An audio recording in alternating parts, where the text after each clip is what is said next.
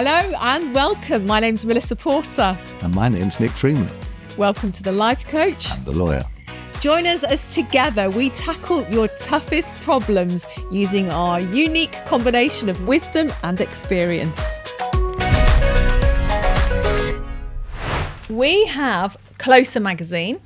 Right. Which is, Closer magazine. Mm-hmm. Now we have Kerry Katona,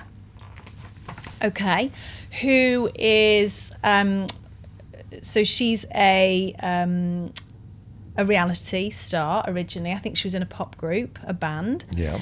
She has a fiance, Ryan Mahoney. She's scared to tie the knot for the fourth time. I think she has 3 or 4 or 5 children. Mm-hmm. Kerry and Ryan have been engaged for 4 years.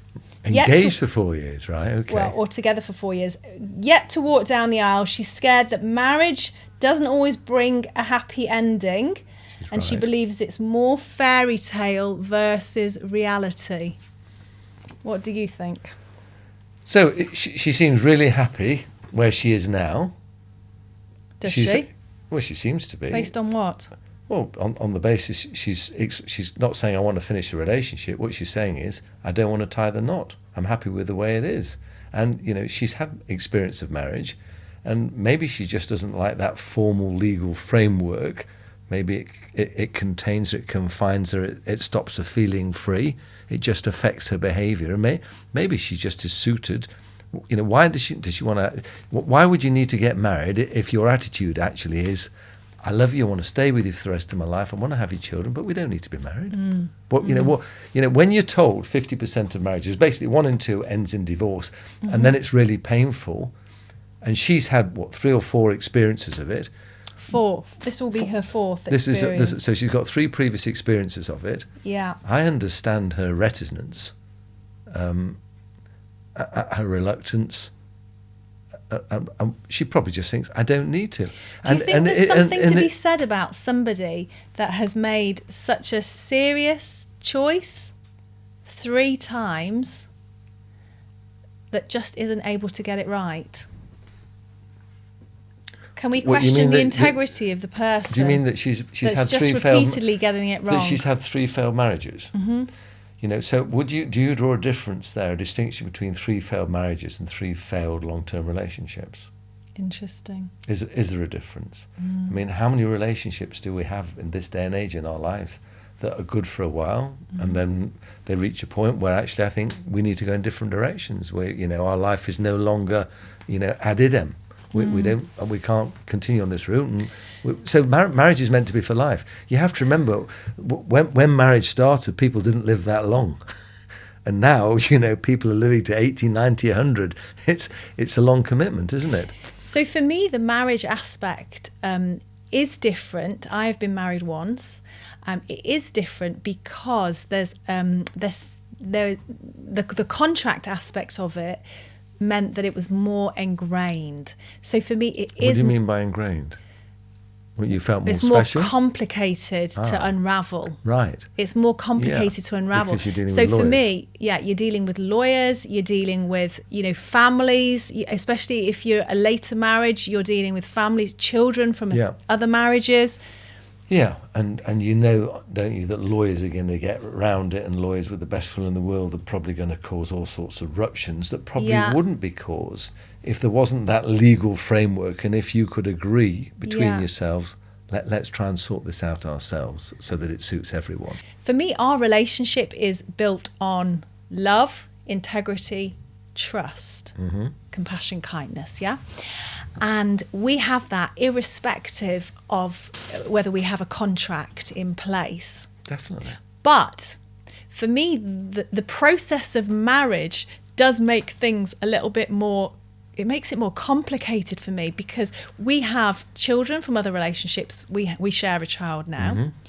We have financial assets that we've built through previous lives, not that we've built together. Yeah.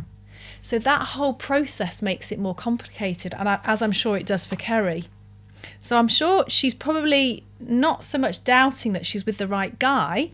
I don't see the incentive for her to need to be married. Yeah. And, you know, if she is going to get married, she probably is going to get lawyers involved, and there's going to be some form of agreement in the event of a separation or a divorce. As there should be. I'm a massive fan Fine. of prenuptial agreements. So what is she gaining from the marriage? Does that marriage actually give a degree of a special spark to it, or does it actually give a spark that actually means I'm forcing you to stay together, you can't really break away, it's going to be messy, painful and complicated when you've had previous bad experiences that haven't worked out? And I suspect she thinks, well, I just like that freedom of being with someone I love, and that's enough. That's ticking the boxes at the moment. And maybe down the road, it'll change. Who knows? And there is a school of thought that says society will judge us for not being married. We've been together almost 5 years now, and there are people that ask me, why are you not married? There are people that question whether I am actually, serious with you, whether I actually want to stay with you long term, or am I looking at other options? Yeah, okay. I think when someone adopts a son, you allow me to adopt a son, I want to adopt our son.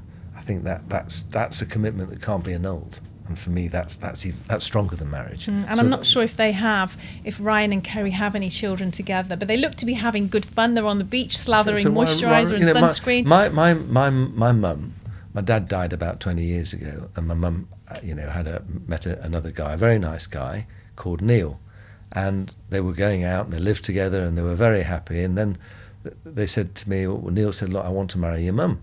I said, why? And he said, well, I don't like calling him my partner. I said, any other reasons? And, I said, look, you're really happy, you're loving your life, just continue, don't complicate it. But they did get married. My question to you would be, why are you sticking your nose into their because business people as the child? Well, I'm not a child. You are the child of your mother. Yeah, but I think you reach a point in your life where actually people seek advice. People have always asking me for advice. I mean, I'm not being arrogant, but people just want to know what I think. He was basically coming to me like a son would go to a father and say, look, I want to marry your mum. And all I want is my mum's happiness first and foremost, and obviously him to be happy. And I said, you're both really happy now. I'm disputing your intention then, because what I'm hearing from you is you're saying that your mum and Neil were happy to get married. Well, my mum wasn't really happy to get married. She didn't really want to get married. And my dad did say to me before he died, don't look after your mum, but don't ever let her get married again. And that's what he said. And obviously you're trying to balance lots of competing forces. And there's something we've also not thought about. Kerry might instinctively feel that it's not long term. Yeah. That's why I agree. And, look, she's got her reasons, and she's just got to trust her instincts. And if she wants to get married, you get married. But I don't think you get married with that experience if there's doubt in your mind. If there's a lingering doubt, don't do it. That will be my opinion. Yeah, good chat. Thank you. Good chat. If you're a celebrity or a publication that wants to be involved in this part of the show, do get in touch via admin@melissaportercoach.com.